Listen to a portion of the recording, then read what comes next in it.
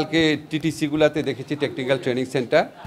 আজকে আমাদের যে জেলা লিগ্যাল এইড অফিস আছে সেটা দেখে গেলাম। আপনারা জানেন আমরা লিগ্যাল এইডের ক্ষেত্রে একটা বিরাট পরিবর্তন এনেছি, যে আইনগত সহায়তা নেওয়া বাধ্যতামূলক করেছি। অনেক ক্ষেত্রে একজন বিচারকের জায়গায় 3 জন বিচারক দিচ্ছি, যাতে আদালতে মামলার চাপ কমে।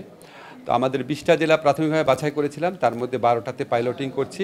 রাজশাহীতে খুব দ্রুত শুরু করব, এই জন্য লিগ্যাল এইড দেওয়ার যে জায়গাটা সেটা দেখলাম।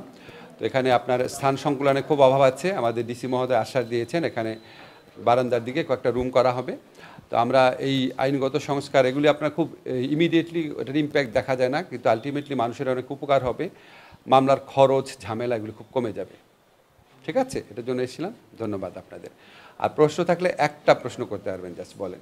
নির্বাচন নিয়ে শঙ্কা, আসলে আমাদের এখানে 16-17 বছর যাবত ইলেকশন হয় না, তো মানুষের ইলেকশনের অভ্যাসটাই বোধহয় চলে গেছে।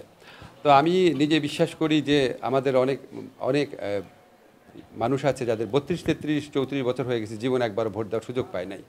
তা আপনারা চিন্তা করেন, প্রায় সম্ভবত অন্তত প্রায় 5 কোটি মানুষ কখনো ভোট দিতে পারে নাই।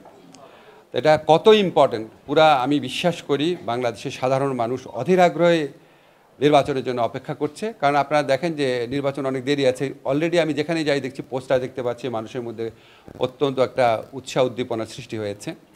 তো নির্বাচন নিয়ে আশঙ্কার কোনো কারণ দেখি না। আমি মনে করি রাজনৈতিক দলগুলো একে অপরের উপর চাপ সৃষ্টি করার জন্য বা আমাদের উপর চাপ সৃষ্টি করার জন্য কিছু কিছু কথা বলেন, আবার কিছু কিছু কথা হয়তো জেনুইনলি বলেন। সব কিছু শুনে হয়তো মনে হয় যে নির্বাচন নিয়ে একটা অনিশ্চয়তা বা আশঙ্কা রয়েছে।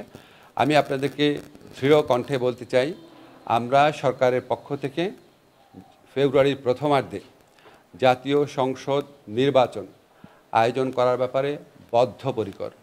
এটার সাথে সম্পর্কিত বা এটাকে বিলম্বিত করার কোনো ইস্যু আছে বলে আমরা মনে করি না। আমরা মনে করি, আমরা বিশ্বাস করি অবশ্যই ফেব্রুয়ারির প্রথমার্ধে জাতীয় সংসদ নির্বাচন অনুষ্ঠিত হবে, এবং এটার কোনো দ্বিতীয় চিন্তা বা না হলে কি হবে এই ধরনের কোনো চিন্তা আমরা মাথায় রাখছি না। এবং আমি পার্সোনালি বিশ্বাস করি আমাদের রাজনৈতিক দলগুলো ওনারা যে যাই বলুক না কেন, ওভারঅল ওনারা নির্বাচনী রাজনীতি বিশ্বাস করেন, এবং আমরা সরকারের পক্ষ থেকে নির্বাচনে ওনাদের মনে আস্থা সৃষ্টি করার জন্য, ওনাদের একটা আনন্দমুখর পরিবেশ সৃষ্টি করার জন্য আমাদের যা যা করণীয় আমরা সবই করব। জামিন দেওয়াটা আসলে শুধু বিচারকের উপর ডিপেন্ড করে না, এটা ডিপেন্ড করে যে পুলিশ কী রিপোর্ট দিচ্ছেন। এখন ধরেন পুলিশ যদি একটা রিপোর্টে বলে সন্দেহভাজন হিসাবে ওনাকে গ্রেফতার করা হয়েছে, তো সেটা তো আপনার জামিন না দেওয়ার যুক্তি থাকে না তখন। কিন্তু যদি বলে যে এখানে উনি এরকম একটা যোগ সাজসে যুক্ত ছিল, বা ওনার ভিডিও ফুটেজে ওনার এটা দেখা গেছে, কণ্ঠ শোনা গেছে, বা অন্য একজন ওনার সম্পর্কে এটা বলেছে, তখন না আপনার বিচারক জামিন দিবে কিনা সেটা নিয়ে দ্বিতীয় চিন্তা করতে পারে। তারপর হচ্ছে আমাদের এখানে যারা আইনজীবী যারা আছেন ওনাদের একটা ভূমিকা থাকে। এরকম আপনার অনেকগুলো পক্ষ, অনেকগুলো ফ্যাক্টর এখানে জড়িত থাকে।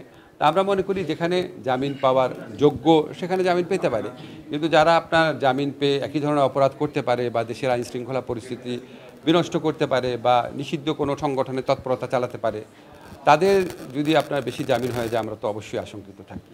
ধন্যবাদ।